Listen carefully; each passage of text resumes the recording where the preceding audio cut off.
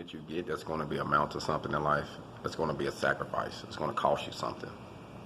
And if you're the type of person who feel like you can nip the surface and you can get all this good information, gain, change your life for free, that's not going to happen.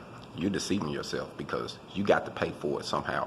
So some things you can just get off of YouTube and watch and get a couple of ideas. But even the specialists that's on YouTube, they'll give you game, but the in-depth stuff that you need, you got to pay for it. So if you're scared to put your money where your mouth is, that's why you behind. That's why you can't get ahead, because you are afraid to invest money in yourself.